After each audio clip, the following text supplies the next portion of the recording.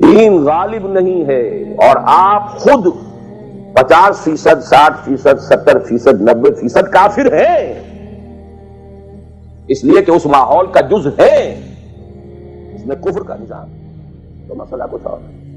اچھا کھائیں، اچھا پہنیں، نوافل ہے، نوافل پر نوافل ہے، جتنی ترقی کیجئے، دنیا میں کرنا چاہیں دنیا میں کیجئے، روحانی ترقی کرنا چاہیں روحانی ترقی کیجئے، سارے میدان کھلے، علم میں، پروفیشن میں، کسی خاص فن میں ترقی کرنا چاہے کیجئے۔ دین غالب نہیں ہے اور آپ خود 50%، 60%، 70%، 90% کافر ہیں، اس لیے کہ اس ماحول کا جز ہے، اس میں کفر کا نظام ہے۔ تو پہلا کام تو اپنے آپ کو اس کفر سے نجات دلانا ہوگا، پھر نماز بھی اسی کے لیے ہے۔ وَاسْتَعِینُوا بِالصَّبْرِ وَالصَّلَاةِ، مدد حاصل کرو نماز سے۔ کس کام کے لیے مدد حاصل کرو؟ The mission to make the deen of Allah supreme and aqim الدین، نماز اس کے لیے سبسروینٹ ہے، اس کے لیے مدد ہے۔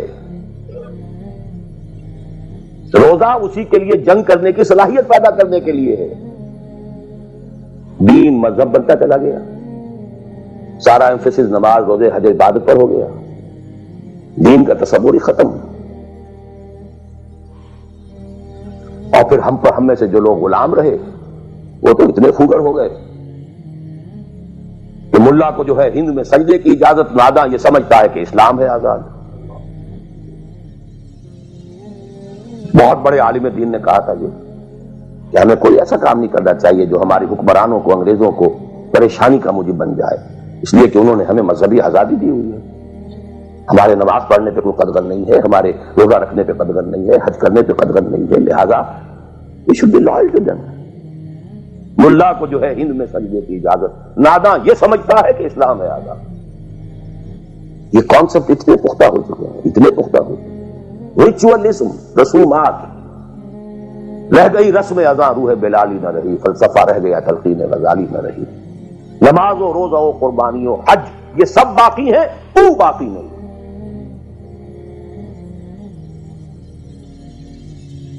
نمازیں بھی ہیں، روزے بھی ہیں، تراویح بھی ہم نے پڑھی ہے، اب موسم آ رہا، عید الاضحیٰ بھی ہوگی، قربانی بھی ہوگی، حج کے لیے بھی جائیں گے، لیکن دنیا پر کوئی اثر اس کا 30 لاکھ آدمی حج کر کے آئیں گے، معاشرے پر کوئی زیرو کے برابر بھی کوئی اثر ہے؟ جو خود جا کر کے آتے ہیں ان پر کوئی اثر ہوتا ہے؟ جیسے گئے ویسے آئے۔ الٹا یہ کہ یہ اور کانفیڈنس لے آئے کہ پچھلے سارے گناہ معاف ہو گئے، اب اثر نو کرنے کی چھوٹ ہے۔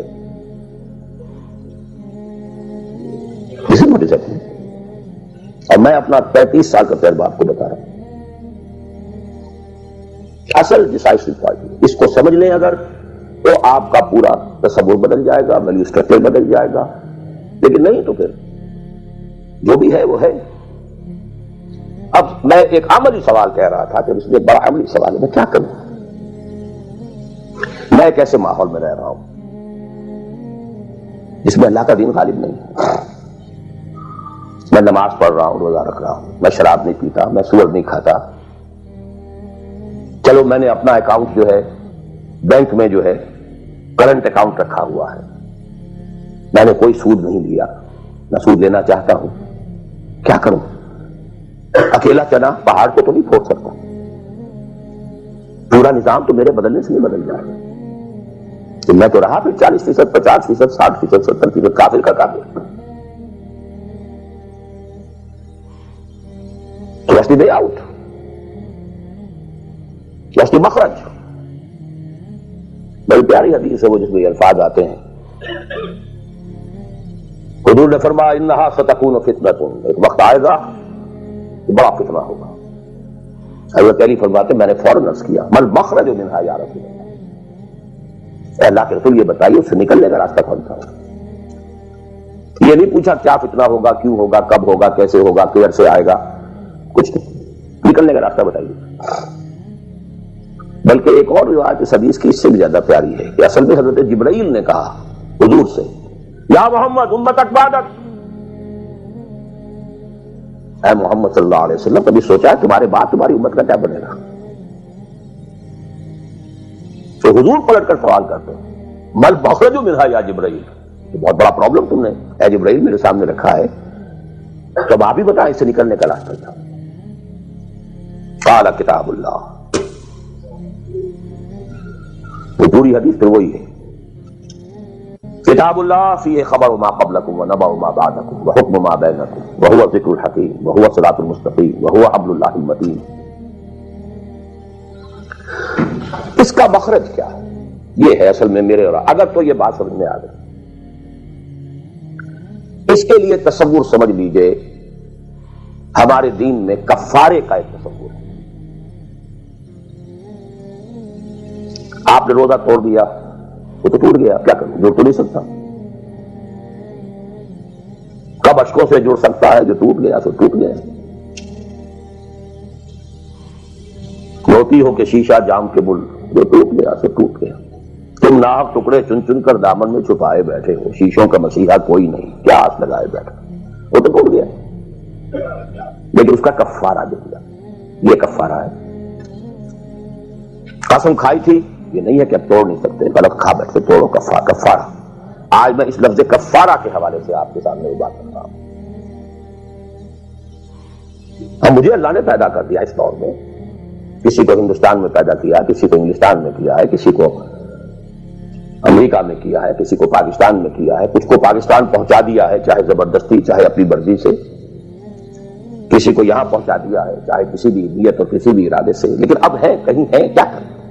کوئی کفارہ ہونا چاہیے، کوئی مخرج ہونا چاہیے، بس یہی کفارہ ہے۔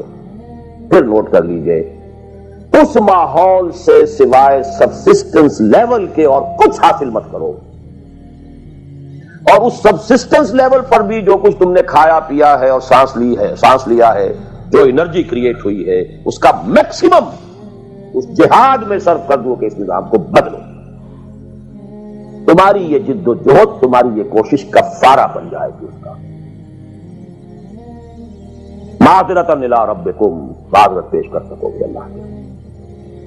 اے اللہ میں نے اس نظام کے ساتھ ریکنسائل نہیں کیا، اے اللہ میں نے اپنی توانائیوں اور اپنی محنتوں سے نہ اپنے لیے کوئی جاگیر بنائی نہ اپنے لیے جائیداد بنائی، اے اللہ میں کوئی دولت چھوڑ کر نہیں مرا، اے اللہ میں نے اپنے بچوں کو بھی اسی کام کے لیے لگا دیا، میں نے ان کی دنیا سے بڑھ کر ان کی عاقبت کی فکر کی، نہیں کر سکا، آگے کچھ نہیں ہو سکا تو میں بے بس ہوں۔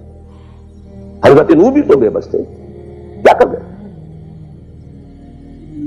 لیکن اگر کسی بھی درجے میں ریکنسیلیشن ہے، کمپیٹیبلٹی ہے، اس کو آپ نے ایکسپٹ کر لیا ہے، اس میں پھلنے پھولنے اور پھیلنے کا بندوبست کر رہے ہیں، you are doomed. Everything will be multiplied by a big zero and will become a zero. یہ ہے جو میں سمجھا۔ اس کا نام ہے جہاد، کانسٹنٹ فرکشن، کانسٹنٹ اسٹرگل، جان مال، ان صلاتی و نسکی و محیایا و مماتی للہ رب العالمین۔ میری زندگی کا مقصد تیرے دین کی سرفرازی، میں اسی لیے مسلمان، میں اسی لیے نمازی۔